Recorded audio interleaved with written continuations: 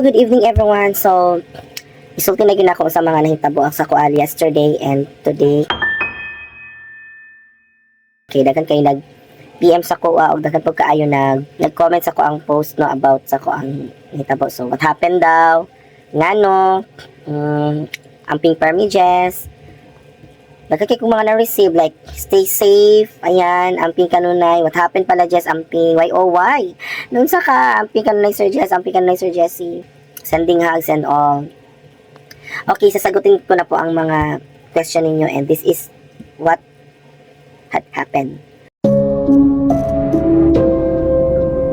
Magpagaw-pagaw yun akong tingog guys because I'm not feeling well. Ito na nga. So medyo haggard-haggard yun itong mga orahan tonight. Katong time nga nakabayin ako og car is pag mato na ko eskwelahan or asa ko nga mga event atuan like nakoy mga ganap. So nana ko ginagamit nga sakyanan para sa ko ang mga ganap siya is very useful gid siya sa ko every time nga nakoy mga ganap and all. Kay dali na lang ako ang transportation. And I worked hard. Deserve sad nako nga nakoy mga makita sa akong pag-work hard no. Every time na mulakaw ko, gina-check yun ako ang sakyanan. Anything, especially the brake, no? Kagahapon, okay, while pa uli ko panakan, so, bulingit pa kaya akong sakyanan, guys. Nagpa-car wash ako, guys. Dali sa panakan kay, kuya pa kay dalan sa panakan, no? Kay, pasaka, panaog. Dali mami sa Golden Hills area. Suddenly, while pa anak ko sa pababa na ko sa amua, murag magsugat na mi sa katong tricycle. Pagsugat na mo, anak ko nga murag, kailangan na gud ako mo-break din nga part kay siya ako paunahon. I thought full break na gid siya na break na gid ko. Kay anak ko nga, I thank you na break yun ako siya. Pero na siya ko nga nagadagan pa ko.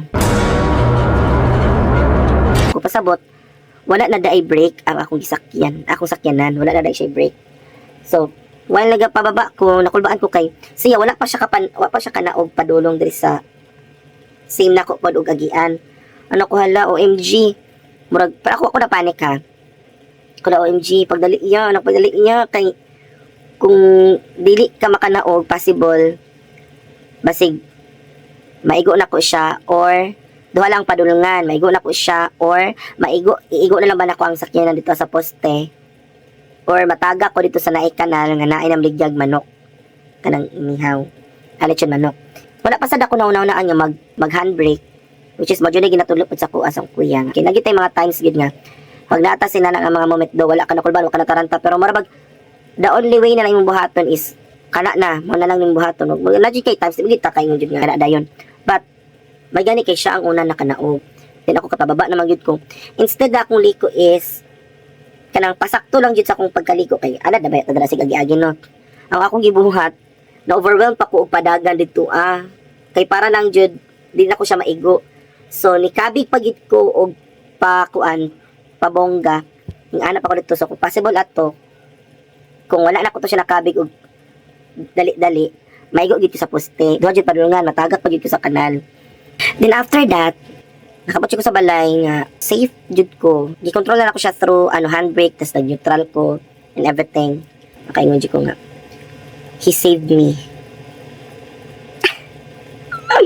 and today so mao to wala naman ko nagsakyanan kay gipaayo na ako karong adlaw ang ako sakyanan pod ang brake niya so nahili sa yang brake pad according to the mekaniko ni Monica and today nagtaxi ko padulong sa eskwelahan so gibudget jud ako kung oras para di jud ko malit sayo jud ko ni hawa sa balay kay lisod pa baya kayong pasakay lisod kay ang pagawas sa mga kay napay mga turno-turno hulaton pa mapuno ba so nagsayo gid ko di gina to ma-expect sa dalan no nga na mga nahitabo nga dili na to ma-expect nakasakay ko gisa ka taxi guys and then pagabot na mo dira sa may unahan sa may Usman niya so, nagulit ko cellphone tabo talibog ko yung sa nahitabo kay ngano pag ana ra ko aning cellphone tapos pagkahuman wala ko balungan nabangga na daay nabangga mi tapos naglalis na ang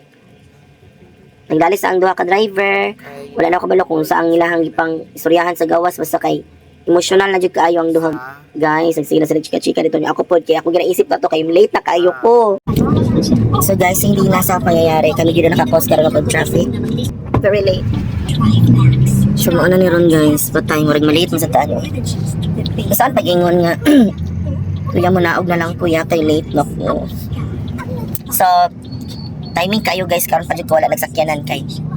Ako ang sakyanan is ako sa gipa-check ang iyahang brake. So nag-taxi ko tot iyan.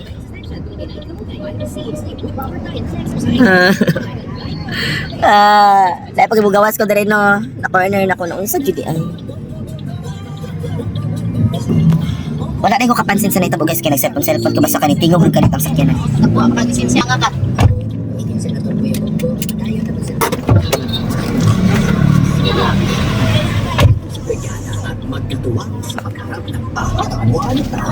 Work isog naman kasi sila guys.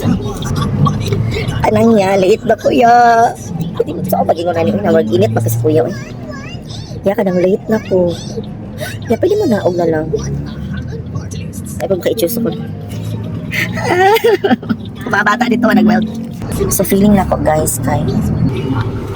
Sino ka.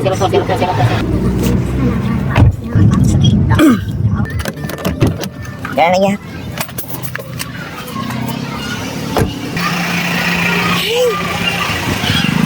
Happy that I am safe also. Thank you Lord, mag-pasalamat ko.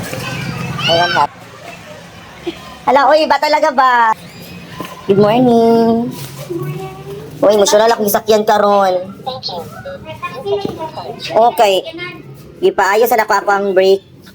Nya karon, very sad. Awan na late sad ko. Nasundan na po rin kaduhan kidlaw kay ang akong gisakyan na kuan ni naiguog ka ng jeep. Nahunong sa tunga-tunga nang naikuan. 11.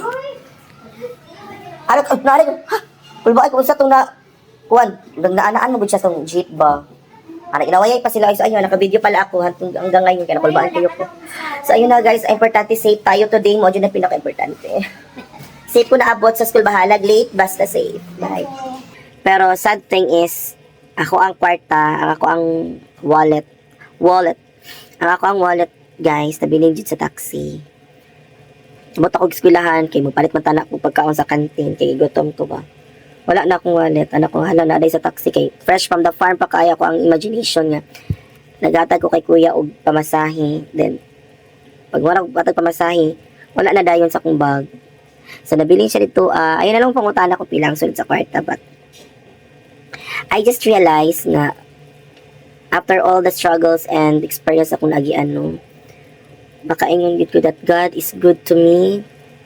I know dili man jud ko perfect kapag katao, dili ang tama-tama lang. Tama-tama lang ana. Daghan pa kay ko paggamitan ato nga kwarta sa ko ang wallet, daghan pa kayo ko. Makatas pud na nang ato mga paghihirap. I will not mention ko pilang nawala pero ako pud to. I-chat pa noon ako ang driver kay basta kali lang pud ta nga nakapunit. So shout out kung mga nakapunit or abot man ng video sa nakapunit sa akong kwarta. Ang sudlanan niya is regalo maguto ni Ma'am Heidi sa kamong principal ba kanang fresh from Thailand pag ito nasulod sa wallet ato kay naapod to siya kanang pangpakalma sa itong mga ilong kanang simut-simuton gani pang pa-relax anak gani.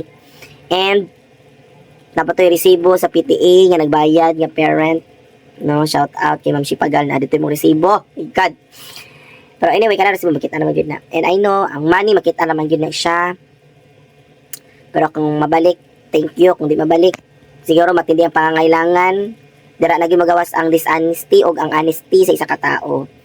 And gusto na po ko i-shout out to akong sakyan dyan nga taxi. Actually, gi-chat na ko siya, pero pa ko niya gising. Nakita naman ako, baka nag-video man ko. Nahagip na ko pangalan niya. So, yung pangalan, si Kuya, okay, Roman Musico, yung pangalan. So, Kuya Roman Musico, I hope okay lang ka. And, nag-chat ko sa imuha. Whatever man galing, kung makita pa ni mo or dili ako ang kwarta, it's okay. Kung di lagi mabalik, it's okay. Ang importante, okay ka, okay tang duha, nga nabanggaan. And the most important thing is wala ta nang unsa. Abot patag safe sa eskwelahan, hatod pa ko niya sa eskwelahan, guys. Wala magunta kabalo sa mga mahitabo. Basi pag unsa na nga klaseng bangga, guys, as long as ta bangga, kadi ta kaingon sa disgrasya, unsa na nga klaseng pagkabangga, pwede matambling, pwede ma-over, pwede nagarasan lang, pero still bangga gihapon siya. Daghan kay klaseng bangga, but nakatrauma lang kay nasundan dayon. Pagahapon tas karon pag yun. So, thank you, Lord. Thank you kaayo, Lord, sa imuha yung guidance and protection dito sa ko everyday, Lord. I know, I know that I am not perfect, Jud. Palangga gyapon ko nimo, Lord, and I'm so blessed and happy. Kompleto gyapon akong lawas. Love life ay kulang. Thank you so much. Thank you for watching ug salamat po sa pagpaminaw ninyo sa ako ang video. And na gusto na ako tamo i-remind that whatever nga mga hitabo sa inyong life, don't forget to pray and always thank the Lord for everyday's ganap. Kay we don't know when is our last day here on earth. Malang na ako maingon, guys. Thank you so much and amping ta kanunay. God bless.